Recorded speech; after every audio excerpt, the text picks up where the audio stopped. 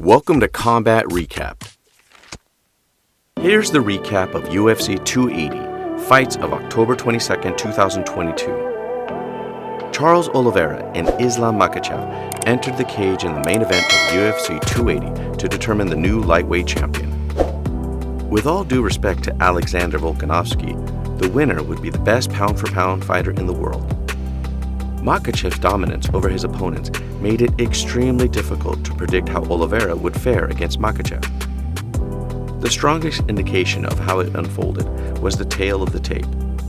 In his most recent victories against Justin Gaethje, Dustin Poirier, and Michael Chandler, Oliveira withstood their strength before launching a brutal jiu-jitsu strike. Makhachev has never previously met anything like this. UFC 280 featured a stacked card. Aljamain Sterling defended the Bantamweight Championship against TJ Dillashaw, a clash between the division's past and present. Dillashaw would seek to demonstrate that he was the same fighter he was against Cody Garbrandt in 2018, when he successfully defended the belt. Since then, he has had two fights. One disastrous match against Henry Cejudo, in which he was found using banned drugs and subsequently suspended for 3 years by USADA. Dillashaw returned in the summer of 2017 to defeat Corey Sandhagen in a 5-round split decision, and he was prepared for a wake-up call, something that happens to many fighters, but Sterling remained consistently one step ahead of him. A second bantamweight matchup between OMalley and Petr Yan was also extremely interesting. The winner would have a shot at the championship, setting up a rematch between Yan and Sterling once Yan had dispatched OMalley. Beneil Dariush squared off against Mateusz Gamrot in the second lightweight bout.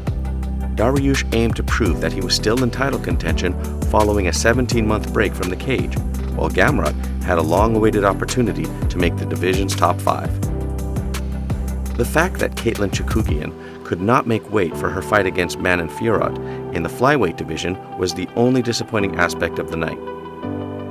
The battle between welterweight contenders Belal Muhammad and Sean Brady, which took place on the preliminary card, helped to alleviate some of that disappointment.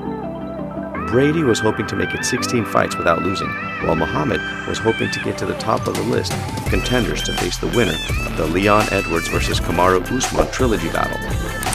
Brady had won his previous 15 fights without losing. And with that, let's get right into this roundup of the matches. Islam Makhachev stuns Charles Oliveira. Islam Makhachev was able to submit the UFC's most proficient finisher. In doing so, Makhachev established himself as the new and undisputed lightweight division champion. Just over 3 minutes into the second round, Makhachev took out Charles Oliveira out of the bout with a right hand just 3 minutes into the second round. He subsequently applied an arm triangle choke that Oliveira was unable to escape and was therefore forced to submit to. The loss stopped Oliveira's 11-fight UFC lightweight winning streak, which, had he won, would have tied him with Khabib Nurmagomedov for the longest winning streak in the history of UFC lightweights. As a member of Makhachev's corner, Nurmagomedov had a cage-side view of the fight, and he was highly passionate throughout the victory celebration. Oliveira was hurt both on the ground and on the feet by Makhachev. Oliveira invited Makhachev to the mat, but Makhachev owned that territory. In the first round, Makhachev also knocked Oliveira down with a strike to the head. Although Oliveira initially seemed to have the advantage in this battle due to his striking, that was never the case. Makhachev's future had already been decided. He would likely battle Alexander Volkanovski, the current featherweight champion and future lightweight. Due to this, Oliveira was put in an awkward situation where he needed to win, perhaps against Beneil Dariush to once again be considered for the title. Aljamain Sterling overpowers TJ Dillashaw. One fight after OMalley and Yan battled to a very tough decision, Aljamain Sterling's bantamweight title bout against TJ Dillashaw left no uncertainty. A minute into the second round, Sterling's ground and pound was too much for Dillashaw, leading the referee to stop the bout. Dillashaw started the bout vulnerable as his left shoulder kept popping out of its socket. Sterling exerted pressure throughout the entirety of the first round, securing a takedown in the opening minute and dominating the remainder of the frame. Dillashaw's shoulder was dislocated, then put back in place by his corner, while Sterling remained on the injury. The battle demonstrated Dillashaw's toughness, which enhanced his reputation following his suspension for using a banned substance. but this was a full and utter dominance. While Dillashaw is a two-time past champion, the bantamweight division currently belongs to Sterling. Petr Yan against Sean O'Malley. Sean O'Malley fought the fight of his life to defeat Petr Yan in a startling split decision. Yan was left wounded, bruised, and temporarily blinded in one eye during the bout. Therefore, O'Malley deservedly won. However, it was a surprise decision, considering Yan still had almost 5 minutes of control time and 6 takedowns remaining. In the second round, O'Malley stunned Yan with a left hand, and Yan reacted with a vicious left of his own. Every time Yan was struck, he responded with a brutal counter, but O'Malley would advance to the next round and earn a shot at the bantamweight title.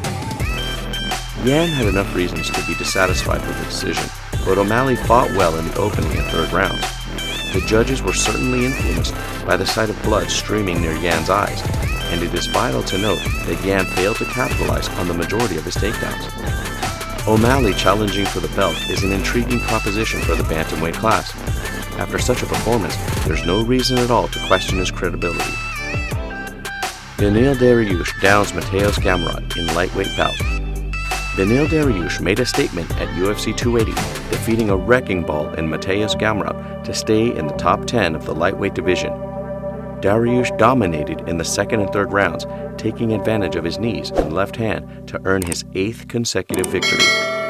In addition, he ended Gamrot's 4-fight winning streak.